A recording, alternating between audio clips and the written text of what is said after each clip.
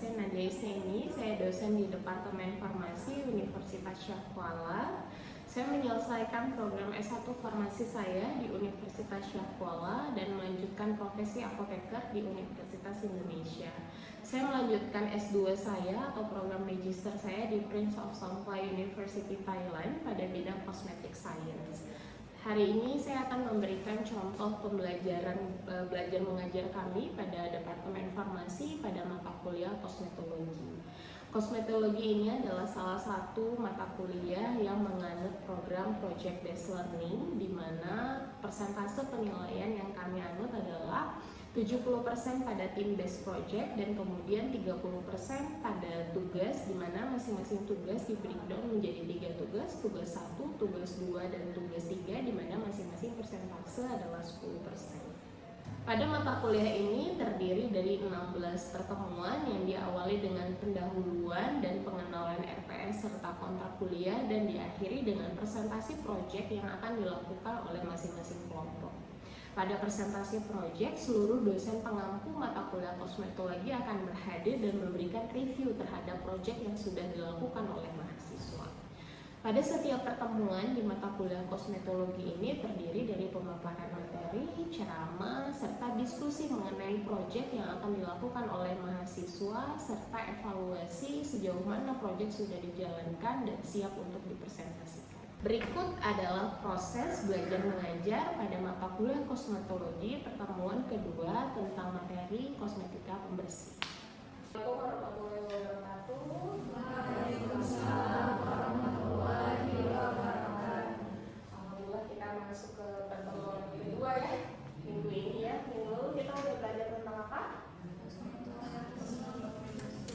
Struktur kulit, terus sejarah kosmetologi dan lain-lain ya. Teman-teman untuk RPS, kontrak kuliah dan bahan kuliah yang minggu lalu sudah saya upload di LMD, jadi silahkan diakses ya. Nah, sebelumnya ada pertanyaan tentang materi minggu lalu? Sudah jelas ya? Oke, selanjutnya di pertemuan kedua ini sesuai dengan RPS dan kontrak, kita akan mempelajari tentang kosmetika pembersih. Gitu ya, nanti kalau ada pertanyaan di sela-sela penjelasan saya boleh angkat tangan dan kemudian nanti akan saya silakan untuk bertanya ya. Oke, pernah dengar tentang kosmetika pembersih? Kalian ada pakai nggak? Ada. Apa yang paling sering kalian pakai? Face wash. Yang pagi-pagi? Kalian pagi pakai apa? Sabun. Yang di belakang yang cowok-cowok jangan senyum-senyum karena ada kosmetik ya. Kosmetika tuh semuanya kita pakai. Hampir nggak ada yang nggak pakai ya. Sabun kalian pakai kosmetik. Kemudian odol kalian sikat gigi itu salah satu dari kosmetik ya. Oke, kita mau kembali tentang informasi minggu lalu. Kenapa kita perlu mempelajari tentang struktur kulit? Teman-teman kalau lihat produk-produk kosmetika yang kita buat itu semuanya salah satu pengertian kosmetika adalah pemakaian topikal. Tidak ada produk kosmetik yang diminum. Kalau sudah diminum itu sudah bukan lagi kosmetik. Ya, karena target kita adalah kulit, teman-teman harus mempelajari struktur kulit supaya tahu gimana sih produk kita itu akan penetrasi ke dalam kulit dan memberikan efek. Oke, nah kulit kita itu ditutupi dengan lapisan hidrolipid. Hidrolipid tandanya tidak suka air. Jadi produk-produk kosmetika yang sifatnya ingin penetrasi ke dalam, maka kalian harus rancang formulasinya yang larut lemah. Ya kan, hidrolipid kan dia harus larut lemah seperti itu ya. Nah, kemudian dia itu mempunyai lapisan 3 lapisan utama, epidermis, dermis, dan subkutan. Seperti yang minggu lalu sudah saya jelaskan bahwa di subkutan ini sudah mulai ada pembuluh darah. Ingat, sediaan kosmetik tidak boleh masuk ke pembuluh darah. Jadi walaupun dia harapannya sampai penetrasi ke paling dalam lebih bagus, tapi jangan sampai masuk ke pembuluh darah. Obat-obat yang masuk ke pembuluh darah itu sama seperti obat oral jadinya ya, yang diminum. Sedangkan kosmetika itu efeknya bukan untuk diminum dan masuk ke pembuluh darah. Nah, sekarang kita lihat gimana sih caranya kosmetika pembersih itu merimove kotoran yang ada di permukaan kulit. Kita bisa lihat teman-teman. Nah, Ada salah satu komponen di dalam produk kosmetika pembersih adalah surfaktan.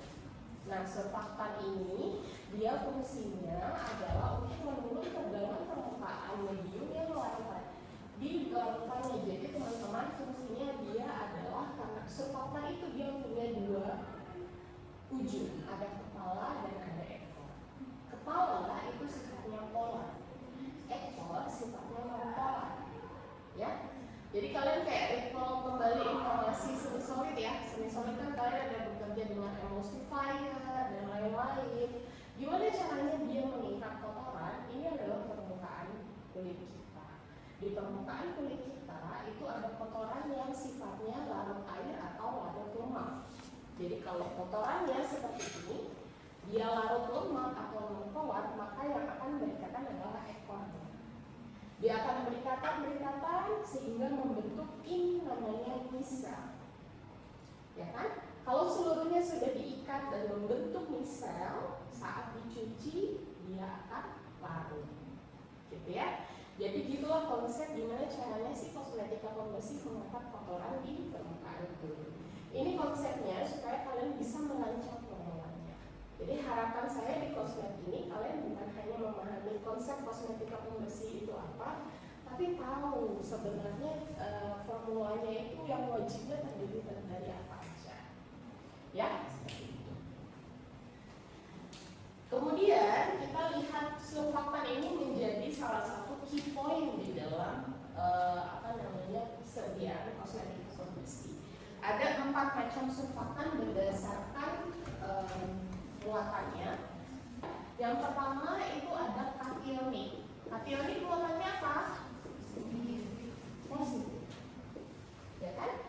Ciri-ciri utama dari kationik surfaktan yang harus kalian pahami adalah dia sangat tidak toleransi, jadi dia sangat iritatif. Maka dia jarang sekali dipakai dalam produk kosmetika. Ya, dia sifatnya iritatif. Oke, yang kedua kita punya anionic surfaktan. Anionic. Anionic itu muatannya apa? Negatif. Apa dari key point dari anionic surfaktan? Dia itu sangat bagus membentuk busa. Ya, sangat bagus membentuk busa. Jadi kalau mau buat sabun yang busanya banyak, pakai anionic surfaktan.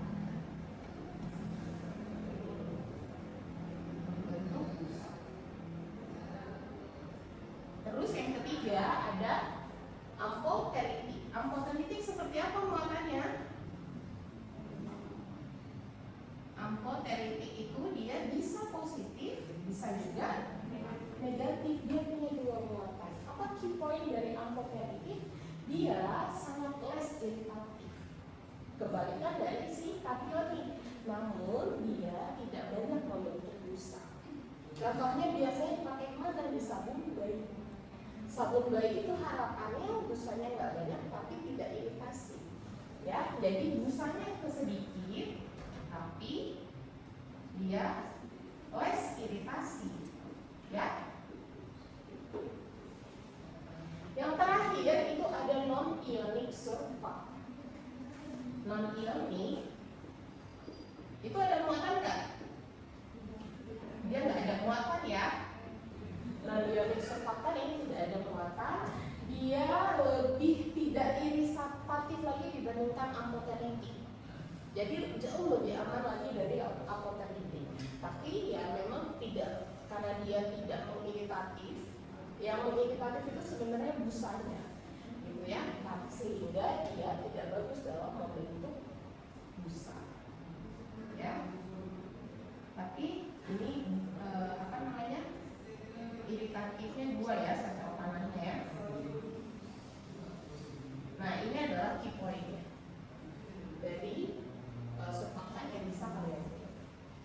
Nah sekarang kita lihat contoh. Apa ini sih surfaktan yang biasa dipakai? Anionic surfaktan. Ada yang familiar kira-kira? SLS.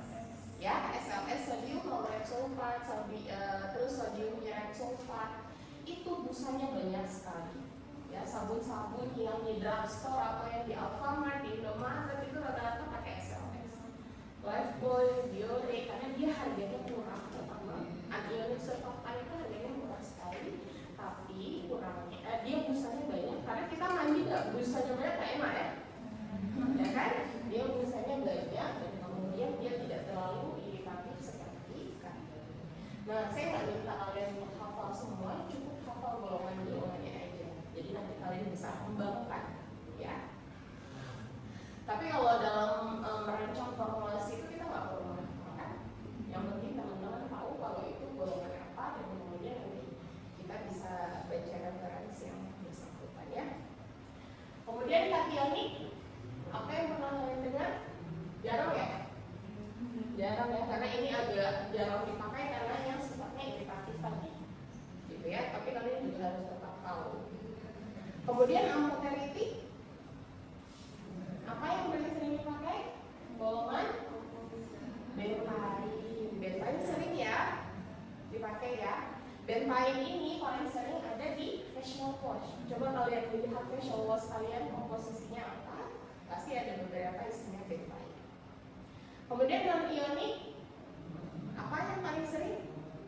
Glycerin laurat, PEG, ya, itu banyak sekali kan. Non-ionik ini biasanya digunakan untuk kombinasi, gitu ya. Gimana cara mengkombinasinya? Kalian bisa kombinasikan antara si non-ionik, amphoteritic dengan ionik bertiga. Jadi kami nggak mau nih, kami maunya banyak busa, tapi terlalu iritatif. Akhirnya pilih ionik, tapi komposisinya sedikit. Kombinasikan dengan amphoteritic dan ionik, seperti itu ya. Oke. Nah, sekarang kita lihat bagaimana sih proses terbentuknya busa.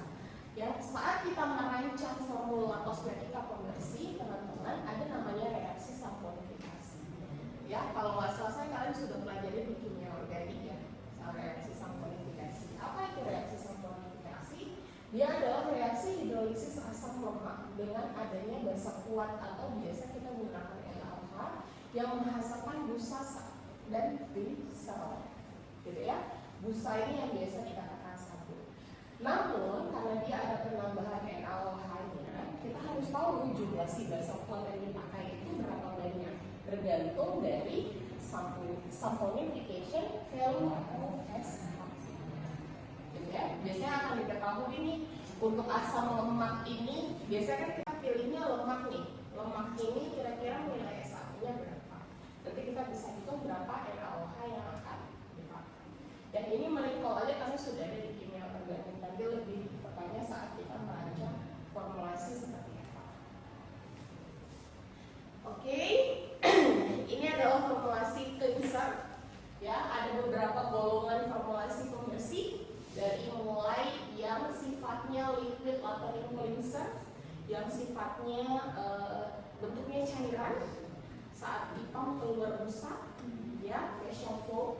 Kemudian ada emollient cleanser, apa tuh contohnya yang warnanya putih? Cleansing milk, ya, ini masuk ke dalam emollient cleanser. Kemudian ada scrub, body scrubs ya. Ada milks ya, bisa larutan dan lain-lain, tapi dia yang tidak mengandung emollient, yang berarti tidak ada basis minyak, tidak ada basis minyaknya. Toner juga cleanser ya, walaupun dia tidak menggunakan asam lemak, tapi dia menambahkan surfaktan, gitu ya. Terus dry cleansing, kemudian wet cleansing dan cleansing device ya. Ada beberapa cleansing device yang untuk membersihkan ya. Kapas juga termasuk dalam cleansing device ya. Ini saya lihat saja. Nah, kita lihat sekarang formulasi cleanser. Teman-teman sudah tahu kalau surfaktan menjadi salah satu komponen yang wajib ada di dalam sabun. Selain surfaktan, apalagi tadi? Karena ada reaksi samponifikasi, maka harus ada lemak atau minyak, ya kan? Kemudian dia harus ada basah kuat, gitu ya. Kita lihat satu-satu. Kita lihat dulu yang liquid ya, liquid soap. Kalau kita mau buat liquid soap, maka yang kalian pilih sebagai basis minyaknya jangan lemak, karena lemak akan mengeras nanti, jadinya bar soap nanti. Berarti komponen pertamanya harus minyak. Apalagi selain minyak harus ada basa kuat. Selain basa kuat, yang paling penting adalah surfaktan. Ini wajib. Pada wajib ada sunnahnya ya. Sunnahnya apa? Supaya dia lembab. Humectant. Good. Supaya dia awet. Preservatif. Supaya warnanya nggak berubah. Antioksidan.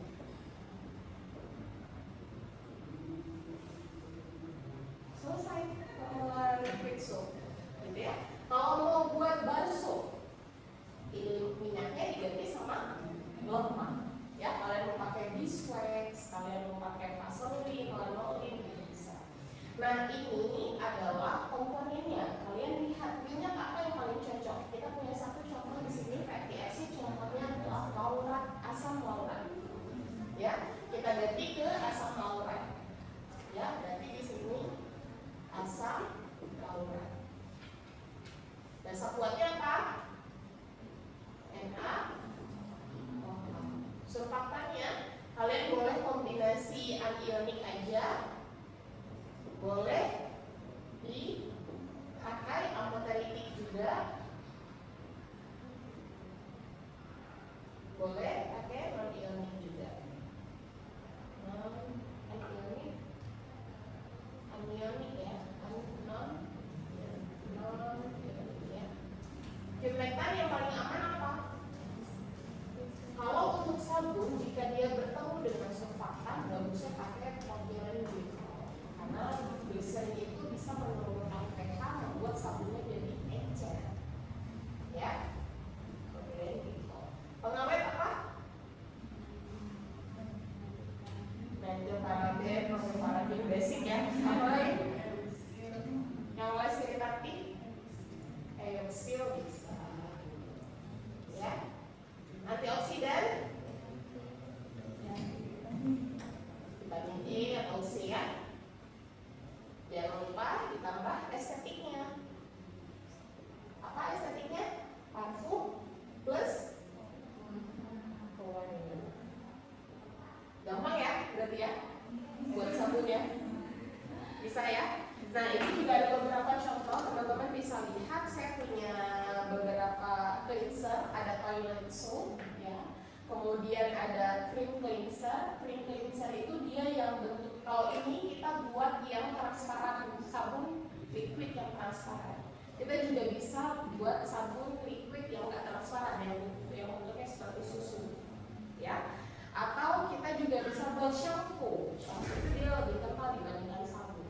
Lebih banyak conditioning agent. Apa conditioning agent yang biasa dipakai? Panthenol. Pernah dengar? Panthenol dan lain-lain juga bisa dipakai ya. Ini solid soap. Nah, coba kalian lihat apa bedanya dengan liquid soap tadi. Kalau di solid soap kita pakai coconut acid, fatty acid di sini. Ya, tidak menggunakan minyak, tapi kita menggunakan lemak ya, supaya dia mengeras. Terus ditambah EDTA. EDTA fungsinya apa? Gelatin agent. Fungsinya gelatin agent supaya apa? Dia mengikatnya supaya nampaknya atau visualnya mengkilat. Sabunnya berkilau gitu ya, cantik. Itu fungsi EDTA. Ya, ini ada catatannya. Jadi teman-teman nanti bisa saat kita masuk ke project ya, nanti kan di akhir mata kuliah kita akan ada project ya. Teman-teman udah bagi kelompok? Udah ya. Oke, nanti kita kalian bisa mengerjakan project sesuai kelompok. Kita bisa konsultasi setiap akhir perkuliahan ya. Ini bisa formula-formula yang menjadi acuan kalian untuk membuat project ya. Tidak mesti sediaan cleansing, nggak boleh juga sediaan lain pada materi-materi berikutnya ya. Terima kasih. Jika ada pertanyaan silakan. Pada akhir perkuliahan, mahasiswa akan berdiskusi tentang proyeknya sesuai dengan kelompok masing-masing dengan dosen yang bersangkutan.